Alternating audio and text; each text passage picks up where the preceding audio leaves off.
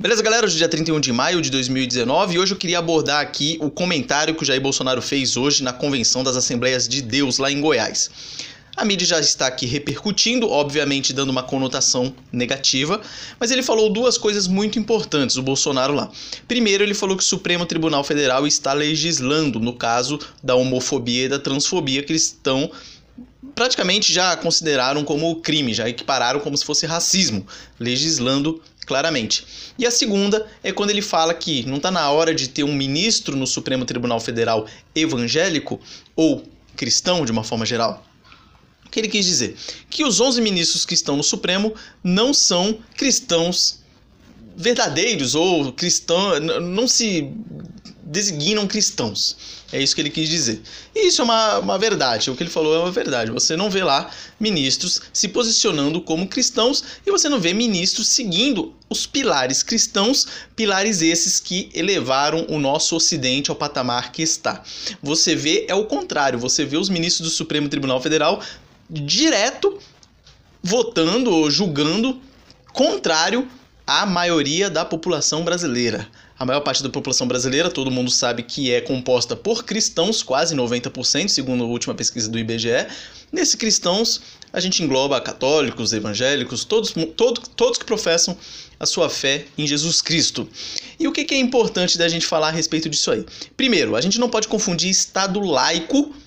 O Bolsonaro fala muito isso. Ele fala assim, o Estado é laico, mas eu sou cristão. A gente não pode confundir o Estado laico como sendo um Estado que os membros dele não podem se declarar tendo uma religião ou outra. Não. O Estado laico ele significa que o Estado não vai interferir muito em assuntos religiosos. Por que eu digo muito? Porque a gente tem que ter um patamar de razoabilidade. Você não pode inventar uma religião que, por exemplo, a partir de hoje, uma religião X que vai ter sacrifício humano, por exemplo. Aí o Estado, logicamente, ele vai intervir. Mas, em regra, o Estado não deve intervir e também não deve proibir as pessoas de cultuarem quem quer que seja. Isso é o Estado laico, é o Estado que não se intromete nessas questões. Mas só que essa figura se tornou de uma forma tão absurda, foram transformando esse Estado laico de uma tal forma que é como se um representante do Estado jamais poderia falar qual religião ele professa. Fizeram uma coisa assim monstruosa, que na verdade nada mais fez do que substituir uma religião por outra. Na verdade, a religião do Estado. Se você for ver lá na Coreia do Norte, lá eles têm como a religião oficial a religião do Estado, na qual o grande líder é o Deus e o Estado é a santidade lá. É assim que funciona. Então a gente tem que tomar cuidado com isso, não misturar uma coisa com a outra. E o que ele falou, o Jair Bolsonaro, ele tem razão, pô. Você tem 11 ministros que votam direto. Eu falo votam porque na verdade ali é praticamente uma votação do que um próprio julgamento. Você vê lá eles julgando direto contra a lei, contra a Constituição, contra a vontade do povo. Você precisa ter um ministro lá que no mínimo siga as orientações aí, que os pilares que sustentaram a nossa sociedade. Não é possível. Você vê claramente. Vou dar um exemplo só. Você vai lá na Constituição Federal, lá no artigo 102, ele vai dizer do que compete ao Supremo Tribunal Federal. Percebam, compete ao Supremo Tribunal Federal, precipuamente, a guarda da Constituição, cabendo-lhe. Daí vem falar que é processar e julgar tal coisa, aí vai falando qual é as competências dele. Mas percebam, compete precipuamente a guarda da Constituição.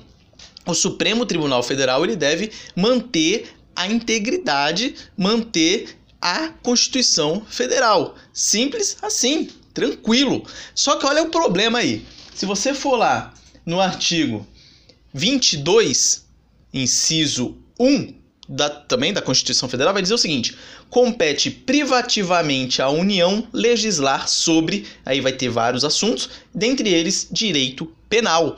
O Supremo Tribunal Federal, ele está legislando, ele está criando uma figura típica, ele está transformando a transfobia ou a homofobia em crime. Então ele está atentando claramente quanto o poder legislativo. Isso é inadmissível. Por isso que você vê a importância de nós pleitearmos a CPI da Lava Toga, porque isso que os ministros do Supremo Tribunal Federal estão fazendo é um assinte, é um absurdo contra o outro poder.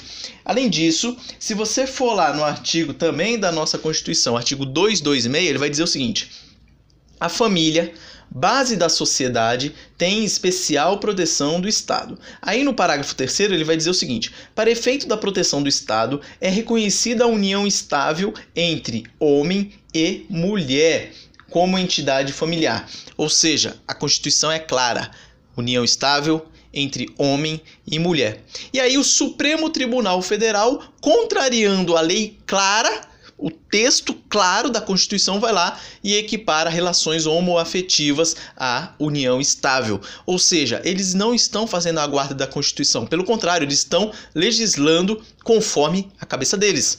É isso que dá você colocar lá.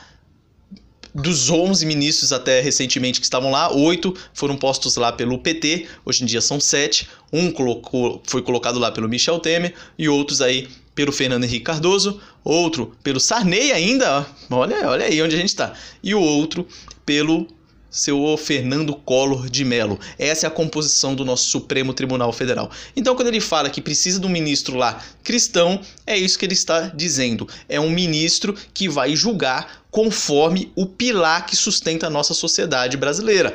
Nós, deixando aqui bem claro, somos maioria cristã.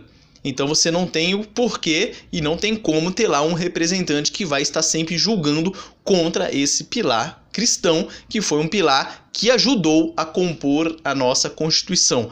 A gente sabe que a Constituição nossa é socialista pra caramba, tem um monte de problema, mas, querendo ou não, foi usada aí a base cristã para compor a Constituição Federal. E aí o Supremo vai lá e julga e vota do jeito que bem entender. Então isso é um absurdo. E não venha com aquele papo dizendo que o juiz ele tem que ser imparcial. Isso é muito bonitinho lá no livro, na teoria, onde você for estudar. Não existe um julgador imparcial, a não ser que ele pegasse o texto ali da lei do jeito que está e aplicasse. A partir do momento que ele tem que explicar o seu julgamento, que ele tem que falar, não sei o que, ele vai utilizar aqueles valores que ele tem.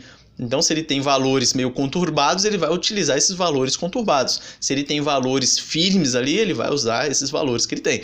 Não tem como. Você vê aí, lá tem 11 ministros e vira e mexe você tem julgados ali 6 contra 5, 7 contra 4. Então, você vê que tem um equilíbrio. Ou seja, se fosse simplesmente interpretar lá sem utilizar o foro íntimo, daria sempre 11-0 aí. Então essa é a minha opinião. Forte abraço, bom final de semana a todos!